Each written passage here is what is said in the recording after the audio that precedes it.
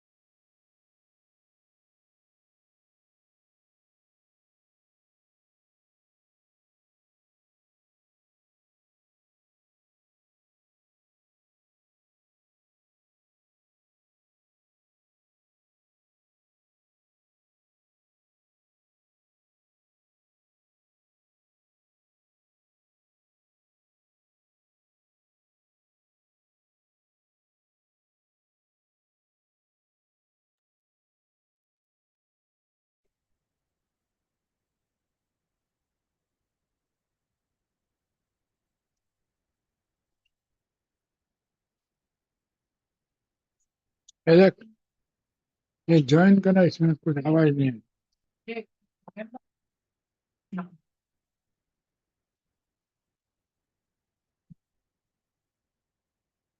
I don't understand.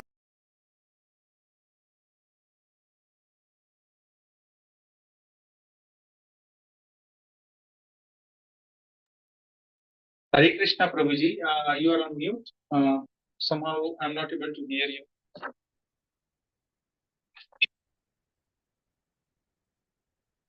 Hare Krishna Prabhuji.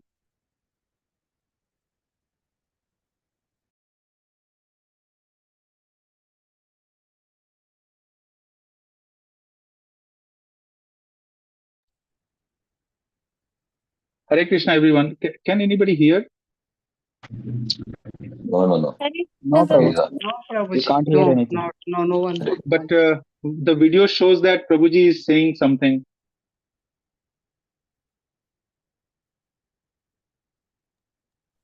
Prabhuji is on mute actually, na? I think he Yeah, exactly. He is on mute, but Yeah, he is not realized that he is on mute. So that's the reason why I think we should at least tell him that. Hare Krishna. Hare Hare Krishna, Prabhu. I've been in mute since the beginning. So you are on mute, Prabhuji. We couldn't hear anything. I'm sorry. Am I on mute since the beginning? Haven't you heard Yes, anything? Yes, nothing, Prabhuji. Just now only we are here.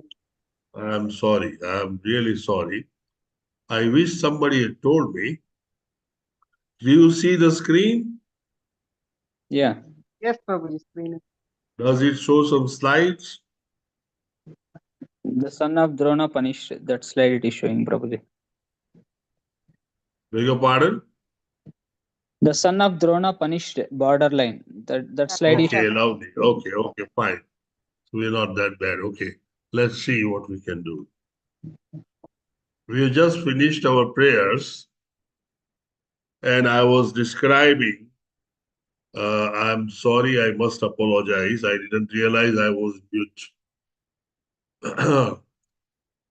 That we have completed first 6 chapters, the first 2 units of first canto of Srimad Bhagavatam.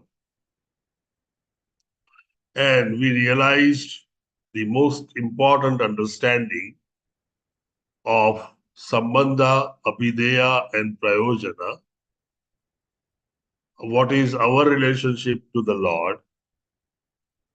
How do we go back to the Lord and re-establish that relationship? And what is the goal of our life? We are part and parcel of the Lord, and Bhakti Marg is the only process by which we can easily go back to the God. And our aim of the life should be to get back to the Lord. In the 3rd chapter, we understood what is the incarnation, and Lord Krishna is the source of all the incarnations. Lord Krishna is the supreme. There is no one equal to or above him. And that's what has been said in the 3rd chapter, 28th verse. And that is popularly known as Emperor verse or verse of Commander-in-Chief. That describes Lord Krishna as the cause of all the causes. He is the supreme and he is the absolute truth. There is no one nearer to him. Then we went further into the 4th, 5th, and 6th chapter, which described how Srimad Bhagavatam got evolved itself. While writing Srimad Bhagavatam, there were a lot of despondencies that has been gathered by Vyasadeva. And so he asked for the help from his spiritual master, Narada Rishi. Narada Muni quite quickly diagnosed his problems of despondency and corrected by saying that you have written so many Vedas, so many Vedanta Sutras, and so many methods to worship the Lord. However, you have not written the most important thing that the Lord loves, and that is description of his pastimes in the form of various Lila Avataras or Chitta Sakti. He further said that you must describe in detail the bhakti marg or devotional service by which the conditioned soul can go back to Godhead.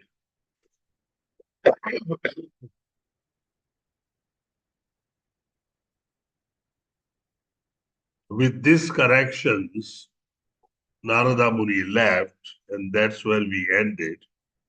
So we know now Vyasadeva wrote some Srimad Bhagavatam. He wrote this when he had been mature as a writer. He has been an incarnation of Lord Krishna.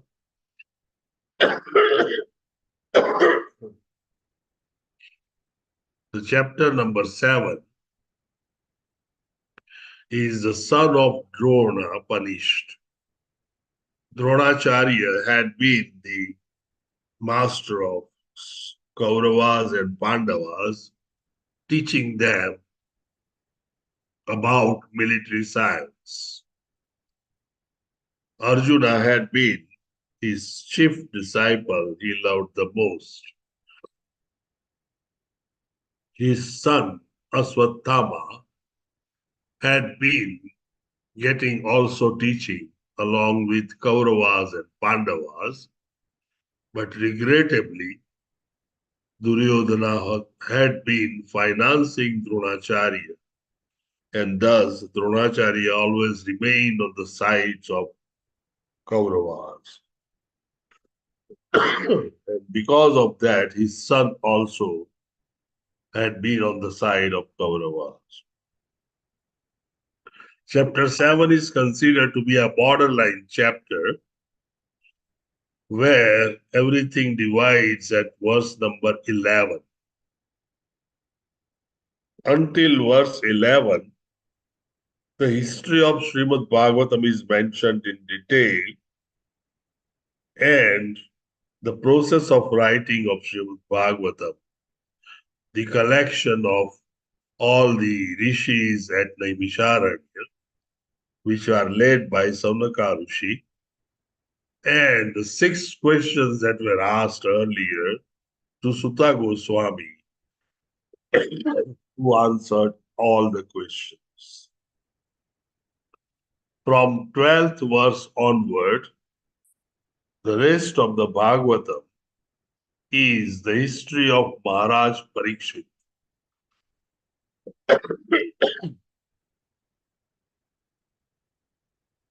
His birth, activities, and his deliverance.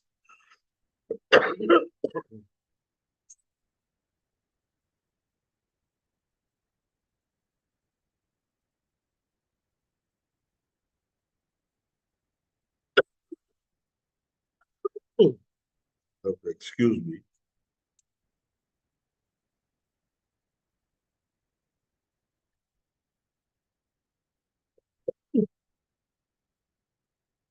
We look at the chapter summary. The first 7 verses are actually the inspirations for the compiling of Bhagavatam.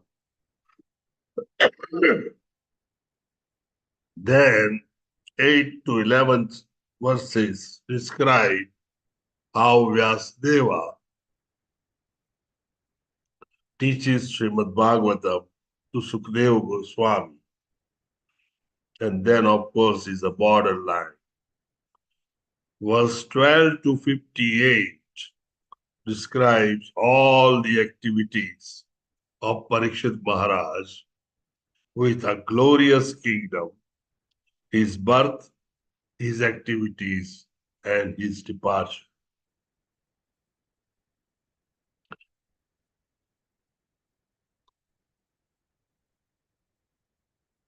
There were events which led to the birth of Maharaj Parikshit, but with lamentation on the side of Pandavas, as they had lost all other children. Arjuna just captured Aswathama, who had killed all the grandchildren of Pandavas and children of Pandavas while they were asleep. The question came in that they have found a person who had been responsible for such a killing. And in the scriptures, it is written that killing children itself is abominable. Let aside killing enemy in sleep.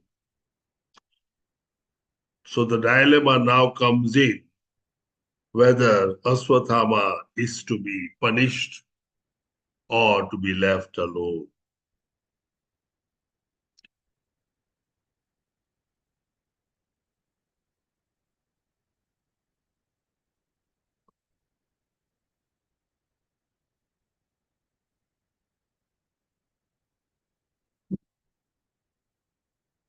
So this is the first part of first 11 verses where I described how Srimad Bhagavatam has been glorified and how Sukadeva Goswami hears Bhagavatam from Vyasadeva, his writer. And Sukadeva Goswami is the son of Vyasadeva. Sukadeva Goswami was monoist. He was believing only in impersonalism.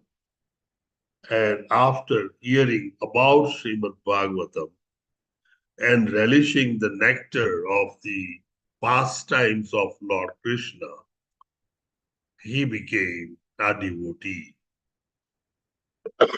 There is a difference between impersonalist and a devotee.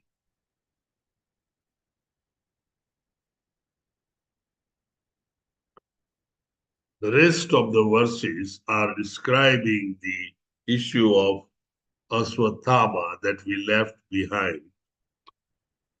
The Pandavas were lamenting their dead children, and they were killed by Aswathama. Draupadi, of course, must be the person who would lament. Arjuna captures Aswathama, and at that time, just before his capture, Aswathama releases Brahmastra, or a nuclear weapon. Arjuna immediately prays to the Lord, and Krishna responds by asking Arjuna to throw his nuclear weapon and then retrieve both of the weapons, his weapon and weapon of Aswathama, back so that it doesn't cause any harm. After following the instructions of Lord Krishna, Arjuna arrests Aswathama. And now comes the dilemma whether the Aswathama is to be killed or not. Aswathama has been the son of Guru Dronacharya, and Guru Dronacharya had a special place in the kingdom of Kauravas and Pandavas. He had been the teacher of all the royalty, and thus, in the absence of Dronacharya, because by then the Dronacharya was killed, Aswathama represented Dronacharya himself. And so the behavior of the royalty to Aswathama should be like that to the Dronacharya.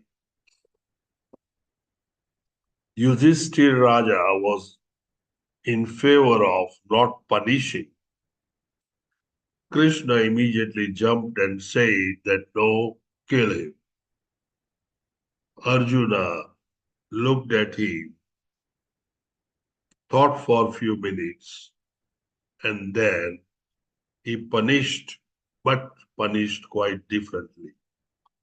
In the meantime, Arjuna asked Draupadi, because he had killed the children of Draupadi, and so Draupadi had a right to decide what punishment is to be given. This is the reason why Draupadi then said not to punish him, because she never wanted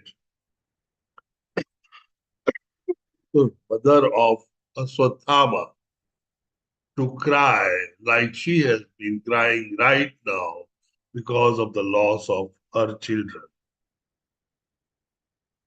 And so Arjuna removes the jewel on the head of the Aswathama along with his hairs with a sword and punishes him by giving him life and not taking the life. Lord Krishna agrees with the punishment, and thus Aswathama is left alive to go away from the military camp. It is said that Aswathama is still alive and is found in many places in Gujarat like Girnar or in Madhya Pradesh at some of the jungles. What is the truth? We do not know. But Aswathama was spared, and then he was cursed that he would remain alive and would never die. That brings us to one fact, that life that we live in, the material life, though it looks nice and has a lot of miseries, if it is given permanently to live, probably it is unbearable to do that.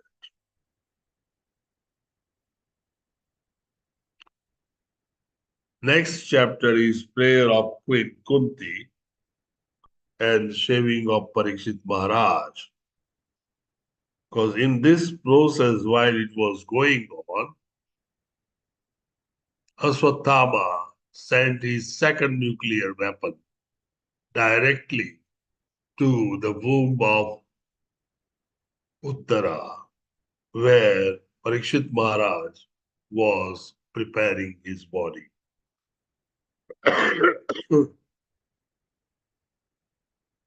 Uttara came jumping and running straight to the Krishna who was departing for Dwarka to protect him and protect the womb and the embryo lying inside. And Uttara said, take my life, but protect the life inside. Lord Krishna immediately, without wasting any time, jumped into the embryo of the Uttara and protected the embryo from the inadvertent heat and radiation of the Brahmastra that Aswathama had thrown. Rest of the history I just told.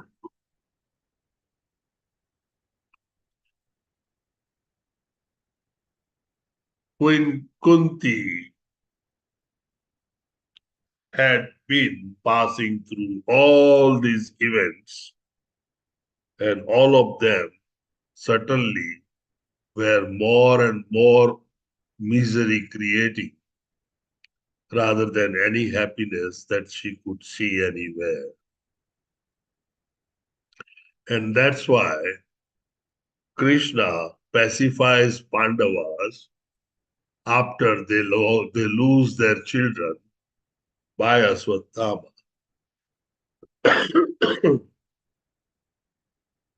And Krishna saves Maharaj Parikshit in the womb of the Uttara. In the process, Krishna re-establishes the Yudhishthir's glory. Lord Krishna counteracts the Brahmastra with his Sudarshan Chakra. So the two Brahmastras that were sent, the first Brahmastra was countered by asking Arjuna to send his Brahmastra and retrieving both his and also Tama's Brahmastra together. The second Brahmastra was destroyed around the embryo by Lord himself with his Sudarshan Chakra.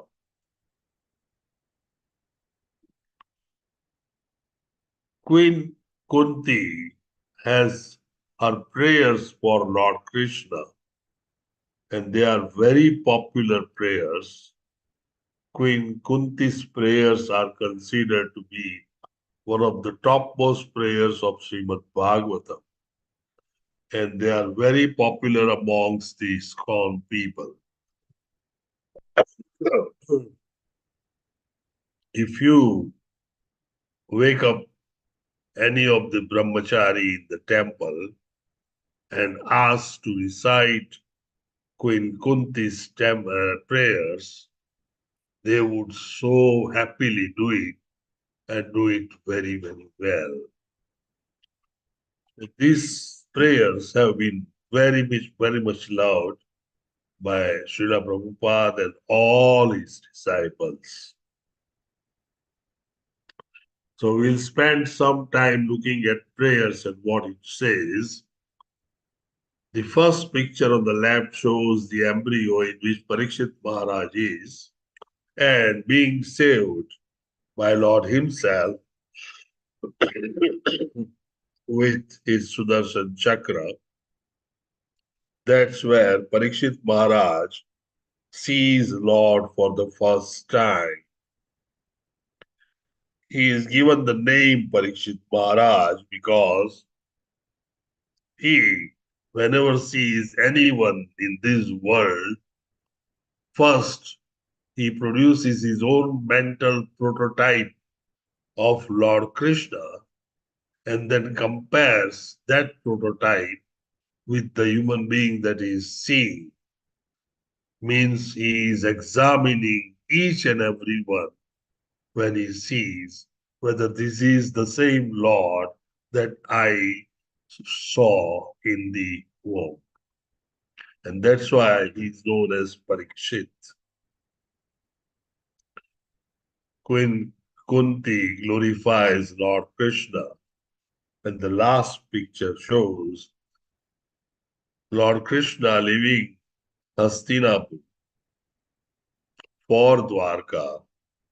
That's when Queen Kunti describes elaborately her prayers and her feelings for her nephew, Lord Krishna. Queen Kunti had been the sister of Vasudeva.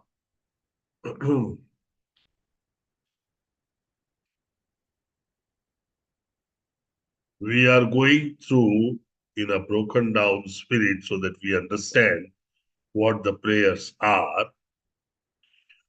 Knowing the Lord, you are the Supreme Lord existing in and out. He is inside me and he is outside me. That's what is said in verse 18. Verse 19 says you are invisible because you are covered by curtain of Maya. And verse 20 says that Paramhansas know you very well. But I, being a woman, how would I? Then she says, I am fortunate. She compares herself with the Devaki and Vasudeva. She says Devaki and Vasudeva were very fortunate in verse 21. But she says in verse 22, I am fortunate to see your lotus form. And I am more fortunate because you saved all my sons all the time from various calamities, which you could not do for the sons of Devaki, for the children of Devaki. In verse 23 and 24, you remember that Krishna was the eighth born son and seven born children were all killed by Kamsa earlier. That's what is referred here. She then says that the calamities, when they come, you are always with us. And so let those calamities come repeatedly so that we may see you together.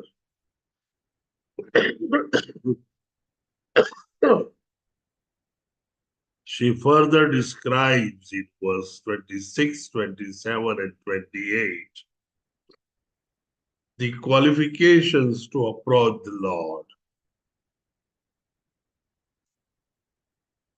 Akinchana Gokaram. Akinchana Gosharam, it means that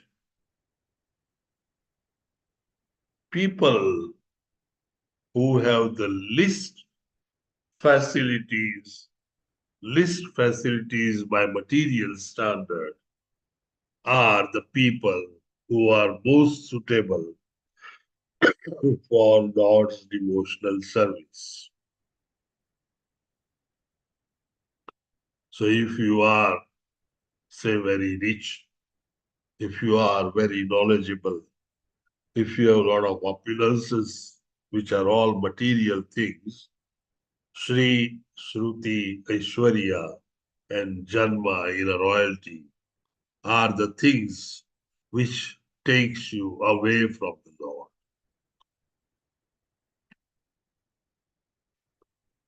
She further goes on praying that Lord's nature is inconceivable, and since it is inconceivable, to people like us, it is bewildering.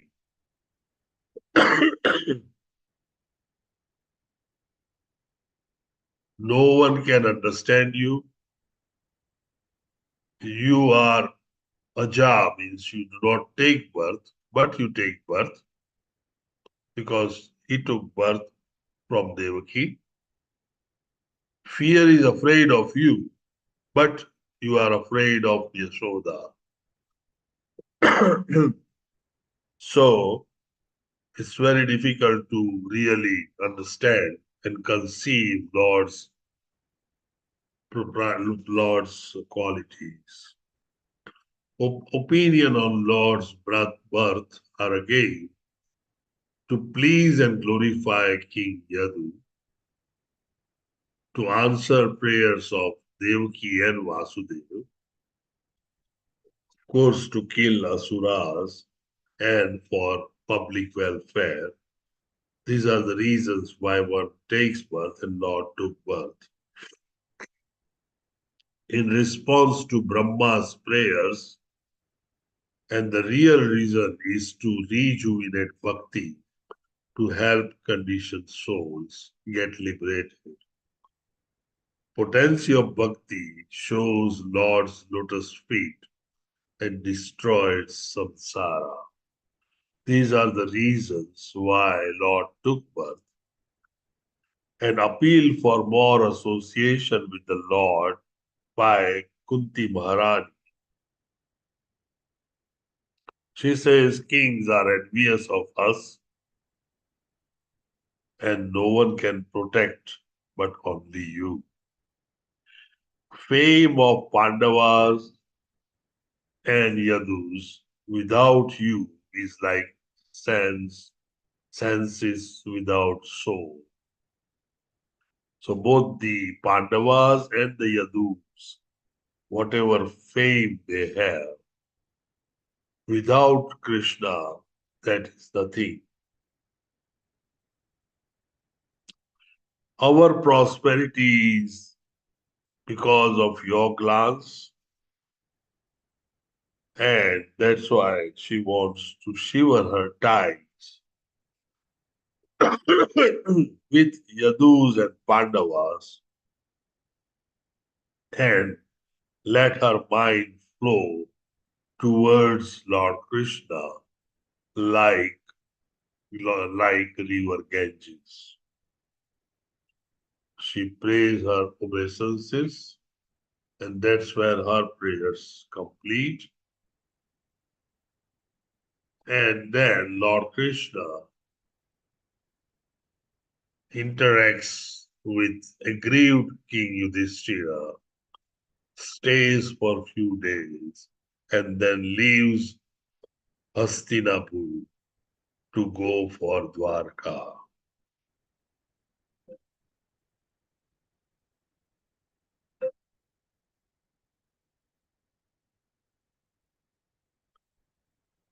So that's about Maharaj Parikshit's birth and Lord Krishna's departure.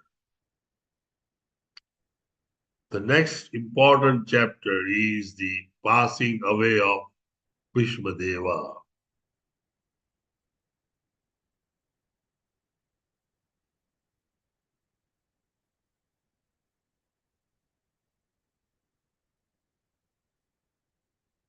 The chapter is very nicely titled, The Passing Away of Bhishmadeva in the Presence of Lord Krishna. Before I really take you to the chapter, let me describe few things to you so that you understand whatever has been going on. Bhishmadeva had been a very senior personality in the Kauravas and Pandavas. Both of them actually are known as Kurus in the Kuru family. He had been the son of Ganges or Ganga, and he had taken a vow that he will never marry, so that his progeny would not claim for the throne of Hastinapur. He had taken vow that he would remain alive and protect all those who are ruling Hastinapur. And that's why he had to remain on the side of Dhritarashtra and Kauravas. Though in the heart of the heart, he was with the Dharma, with Pandu, with Pandavas. So there are principles that people used to follow, and that's how they remain on one side, though their thinking and likings are quite contrary. Bhishmadeva had a benediction that he would decide his death, and so he would die of what we call Ichha Mrityu. He had chosen 5 arrows to kill Pandavas, and he gave those 5 arrows to Duryodhana, saying that you give me these arrows tomorrow, and I will kill 5 Pandavas tomorrow. Lord Krishna, being a very smart man, asked Kunti to go and take those 5 arrows from Duryodhana, who was just taking it to his military camp. Because Kunti was given a vardhan that she would be given when she asked for anything. And thus the 5 arrows were stolen by Lord Krishna, and Bhishmadeva knew about it. When next day he asked Duryodhana to give him 5 arrows, Duryodhana could not answer, and he said they are misplaced. Though Bhishmadev knew the entire story. The question now is that Bhishmadeva is a pure devotee of the Lord and is playing against the Lord as one actor would be playing against another actor in drama. Bhishmadeva has been one of the strongest and the most smartest commander general of the military in his time. And when he started fighting with Arjun, he was throwing so many arrows so quickly and at so many places that Arjuna had no time to even pick up his Gandhi and the arrow. Thus, Arjuna was miserably failing in front of Bhishmadeva's military acumen and the rapid reflexes to keep him tied up without any movement at all.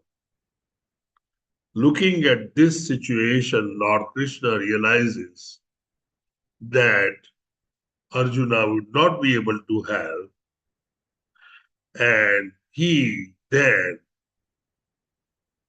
gets down his chariot, takes the wheel of the chariot, and rushes towards Bhishmadeva to kill him with the chariot wheel.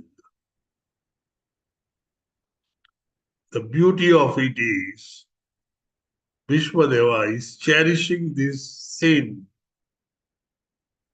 and says that he always meditates on this particular sin when Lord Krishna is rushing with his yellow pitambaram flowing in the air, all his curly hairs flowing again in the air, covered with the dust. His face is covered with the dust, and he looks so beautiful when he is rushing towards him to kill him.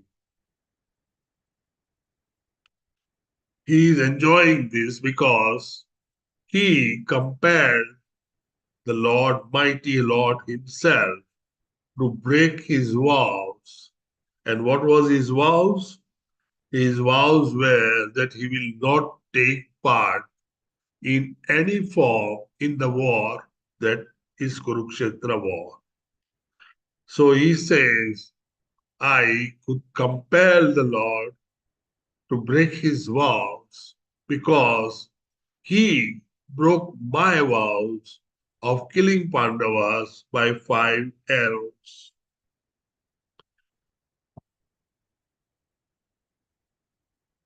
So don't consider Bhishma as an enemy of Lord Krishna.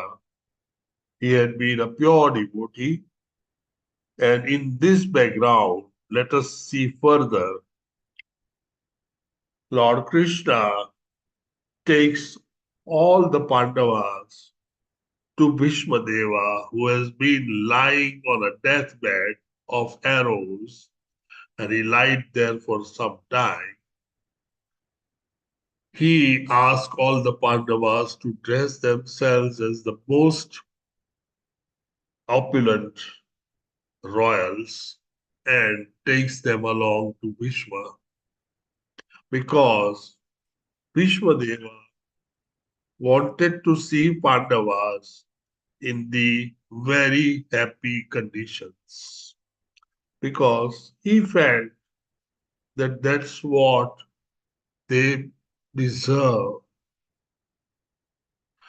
He pacifies Pandavas and says that whatever grief and other things that you have gone through is not because of your karma,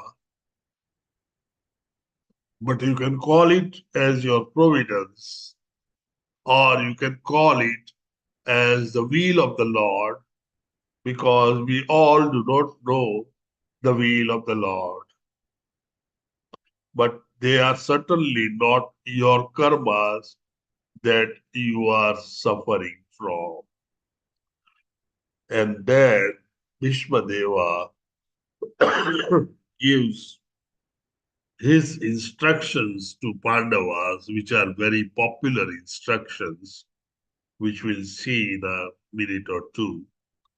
And ultimately, Lord Bhishmadeva leaves his soul, leaves his body in presence of Lord Krishna, and Lord Krishna is remaining present when his pure devotee is leaving the body.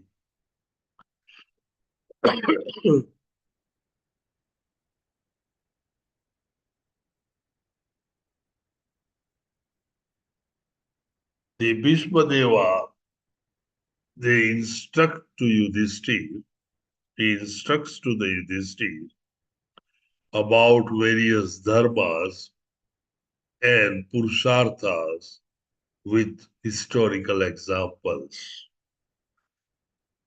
Dharmas that he explained in brief detail included Varnashram, Vairagya, Raga, Dana Dharma, Raj Dharma, Moksha Dharma, Stri Dharma, and Bhagavad Dharma.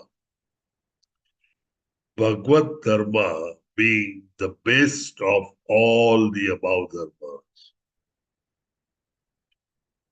And then Bhishmadeva reaches his final moments and leaves smiling at Pandavas and looking at Lord eternally. There are two more chapters which are one after the other. Lord's departure from Hastinapur and Lord's arrival at Dwarka. Both of them have a typical situation. People living in Hastinapur were very pleased that they were with Lord Krishna for all this time. And now they were suffering and going to have suffering in separation. While those people living in Dwarka will have Lord Krishna coming back after a long period of time, and that period was seen and felt by the people there as a life without a soul.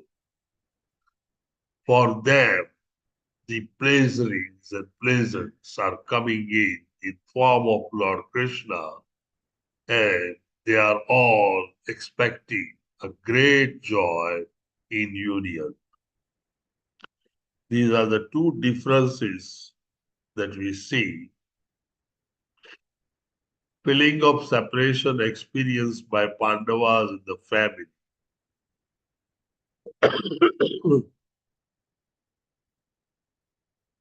How to cultivate attraction or separation from the Lord.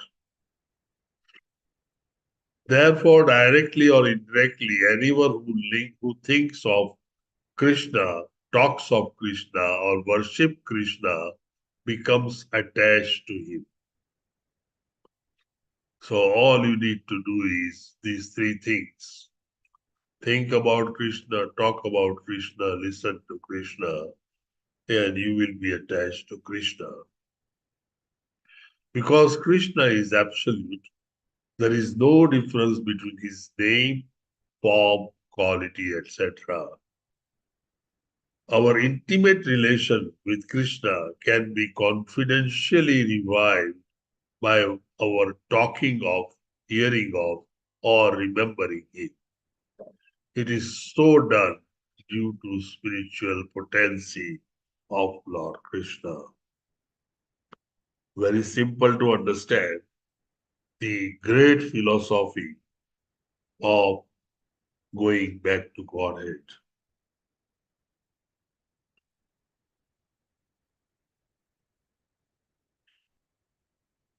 And once the relationship is revived, then going back and from a conditioning, becoming an unconditioned is very easy. It describes in detail about the palaces, streets, and the roads and other places, how nicely they are decorated for Krishna when he is living, and how the food had been served on the streets with the flowers for Lord Krishna when he was living. There are occasions where people are crying. Lord proceeds to Dwarka and Yudhishthir arranges for the defense of Lord Krishna and his protections. And so the defense army goes along with Lord Krishna. And to some extent, Yudhishthir also accompanies for a distance. Ultimately, Lord passes through various provinces from Hastinapur to come to Gujarat at Dwarka. Lord Krishna's entrance into Dwarka, a city that becomes so purified and sanctified, cleaned and nicely decorated. And if you look at the decoration of the Dwarka, you will probably remember the decorations people do these days for the Olympic Games and etc. All the areas are well covered, all the people are jubilant, and they are running around with the flowers, with the food stuff. Areas are covered and decorated with the orchids and flowers, and they are all sprayed with scented water, smelling so nicely, and everybody is appreciating Lord Krishna coming back again.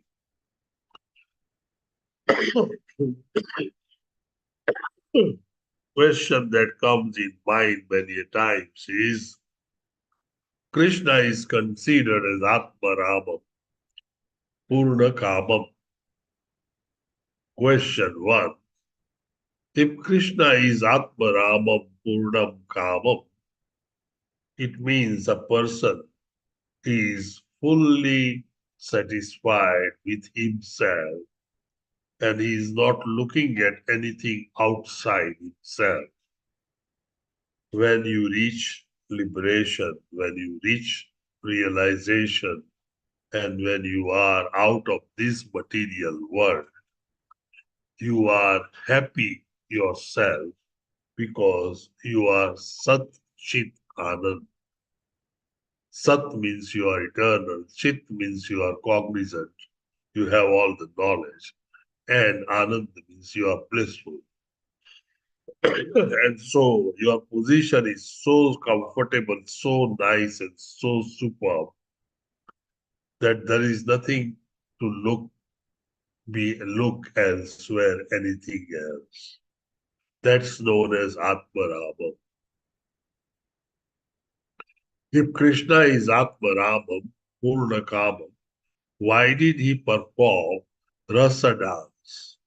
Why did he have so many relationships in both Swakiya, marrying 16,108 wives, and Parakiya, that is rasa, relationship with the gopis? And the second question is, if the citizens of Dwarka were aware of Lord Krishna being Atmaramam Purnakamam, then why did they bring so many offerings while receiving him?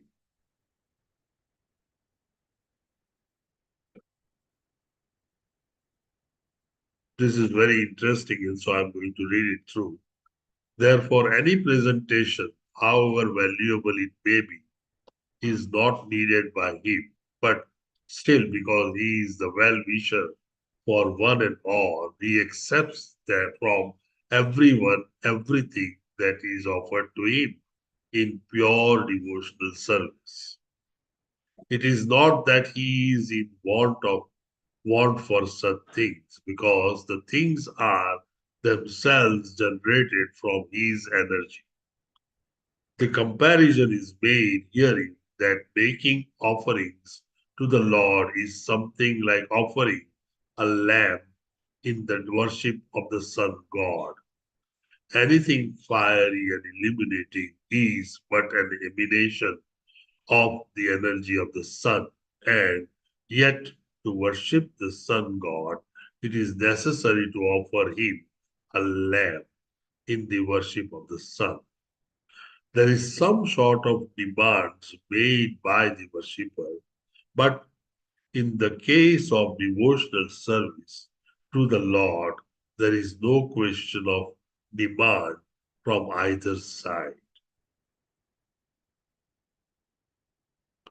It is all a sign of pure love and affection between the Lord and the devotee. So let us remove all the dust and dirt from our mind, that it's difficult for us to understand Lord Krishna, and let us keep mind open and look at him very divine and auspiciously. Ultimately, all the citizens welcome him, and Lord Krishna from a far distance is using his conch shell to make a sound which is so vibrant and so nice that people of Dwarka realizes that the Lord has arrived.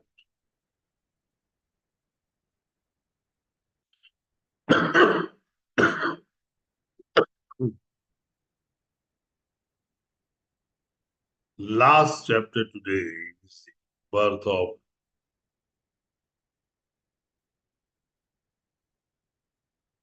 Emperor Parikshit.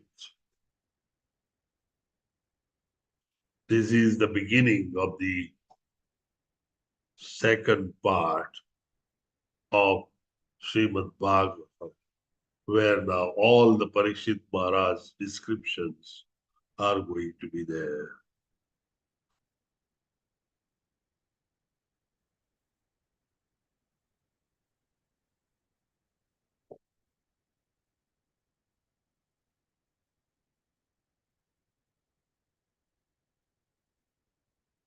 Parikshit Maharaj was born, and this is a picture we saw earlier, where Lord Krishna saves Parikshit Maharaj from Brahmastra thrown by son of a dragon and killed by Lord Krishna with his Sudarshan Chakra. When Lord Parikshit was born, Maharaj Parikshit was born, the auspicious constellation of stars during birth were excellent.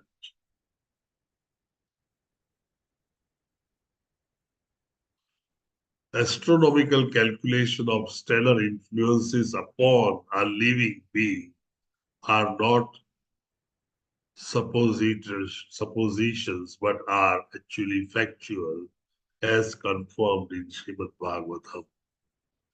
Every part of our body is influenced by a particular star.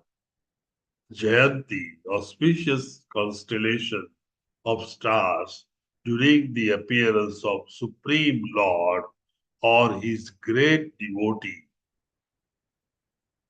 The process of inviting a great personality in this world.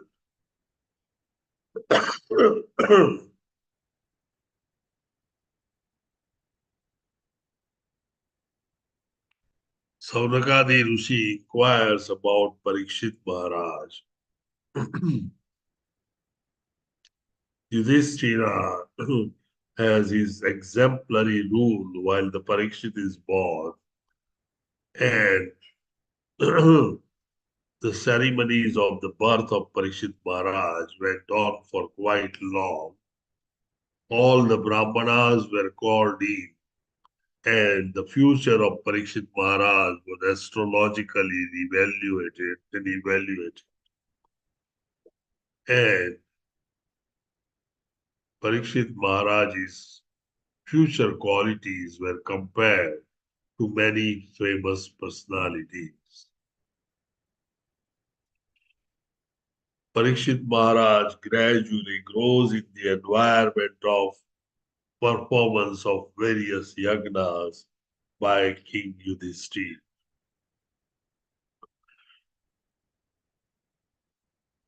Thank you very much for your kind attention. Thank you very much for attending today's class. My humble obeisances and pranam to all of you. Now, if you have any question, any queries, any doubts, any difficulties, please let's have it now. I must apologize. I didn't realize I was muted. But somebody, I think, had texted me that I'm muted. I didn't see that. I must apologize for the early loss of 5 to 7 minutes. Hare Krishna to everyone.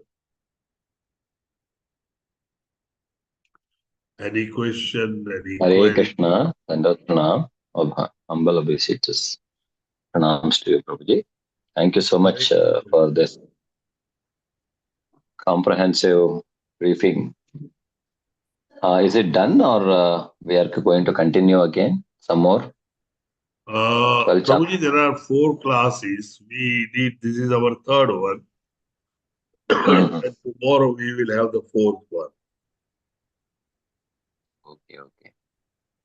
And do we have a summary at the end? I mean, question answers from the Yes. Yes, okay. Prabhuji. From the interview perspective. Yeah. Yes. From the knowledge perspective, we have to read. It's a vast.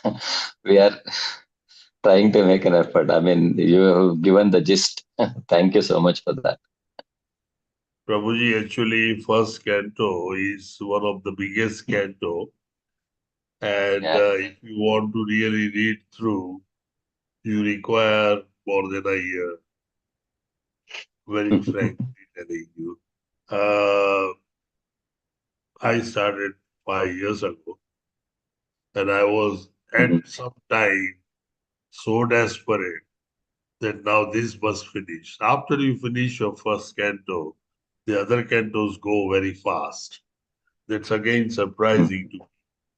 But try and understand as much as you can from all the stories.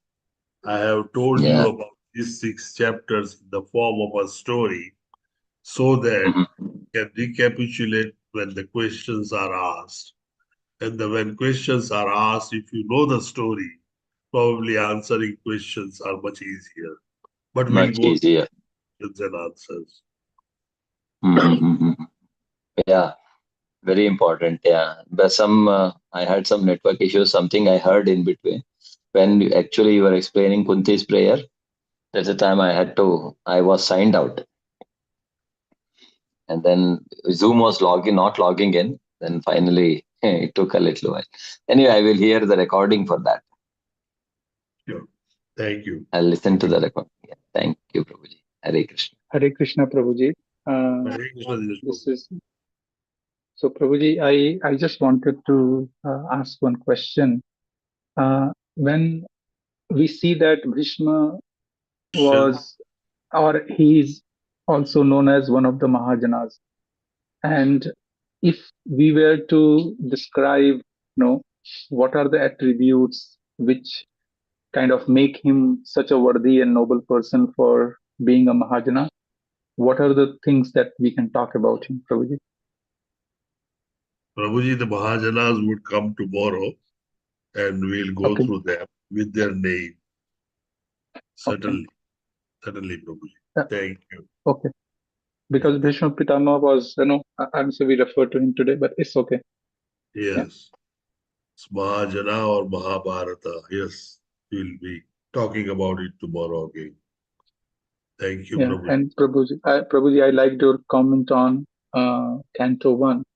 And since I have read the full Lilamrita in detail, uh, the web version, and I remember some of the anecdotes that about writing when Prabhupada was writing Canto 1, how much hardships he went through, what kind of situation he was in. Hundred of times he was kind of pushed back.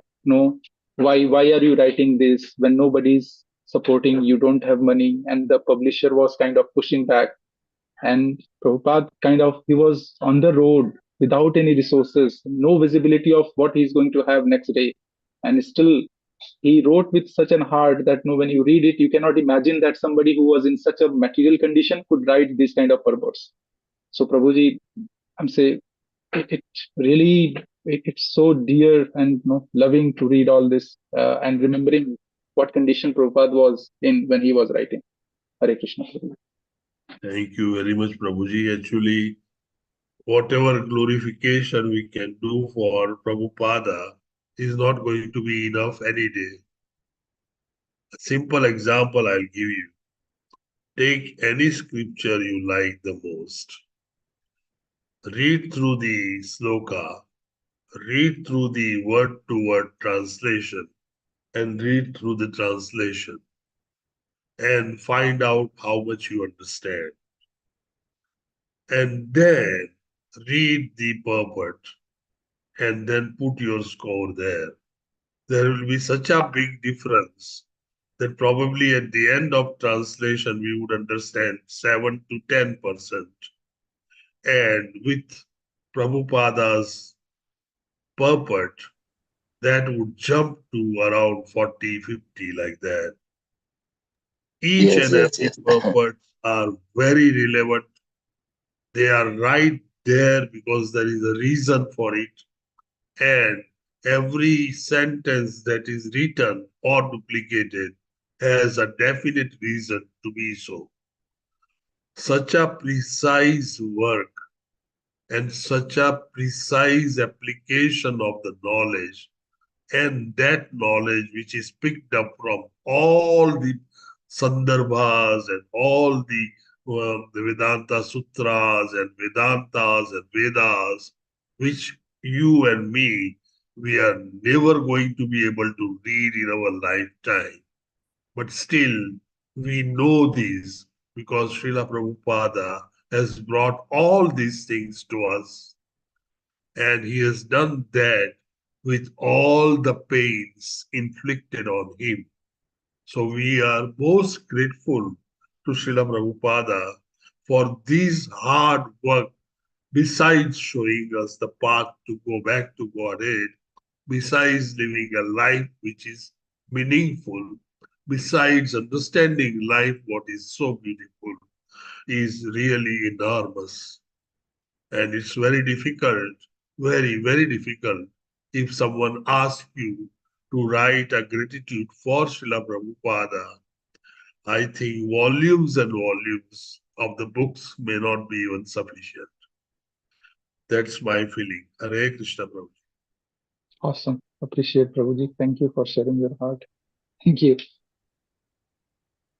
If there are no other questions, then Vancha Kalpatarubhyasya Svacha Patita Nama Pavadebhyo Vaishnavebhyo Anot Anek Koti Vaishnava Ki Jai.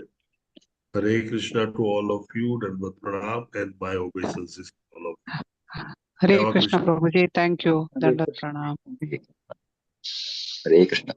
Thank you so much.